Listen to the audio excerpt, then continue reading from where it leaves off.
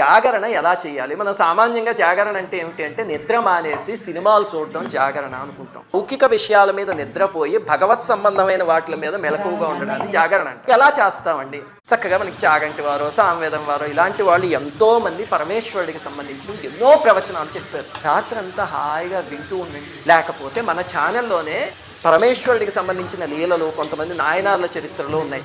లేకపోతే అరుణాచలం మీద ఎన్నో వీడియోలు ఉన్నాయి, వారణాసి మీద, కాళహస్తి మీద ఉన్నాయి. అవి పెట్టుకుని మానసికంగా క్షేత్రాలన్నీ యాత్ర చేయండి. అరుణాచలం అందరం వెళ్ళాం శివరాత్రి రోజు, వారణాసి అందరం వెళ్ళాం. ఆ వీడియోస్ పెట్టుకుని అరుణాచలం అలా యాత్ర చేసినట్టు, వారణాసి యాత్ర చేసినట్టు భావించారు అనుకోండి, మానసికంగా వెళ్ళిపోతారు. అది అసలైన జాగరణ అంటే. ఆ రకంగా చేయాలి తప్ప పనికిమాలిన లౌకికమైన సినిమాలు చూస్తూ రాత్రి అంతా నిద్ర మానేయడం మాత్రం జాగరణ కాదు. నిద్ర లేచి ఉండడం కోసం అలాంటి సినిమాలు చూసేటట్టయితే నేను చెప్తున్నాను, హాయిగా వెళ్ళి పడుకోండి, కనీసం నిద్రైనా పడుతుంది, అంతేగాని పుణ్యం మాత్రం రాదు.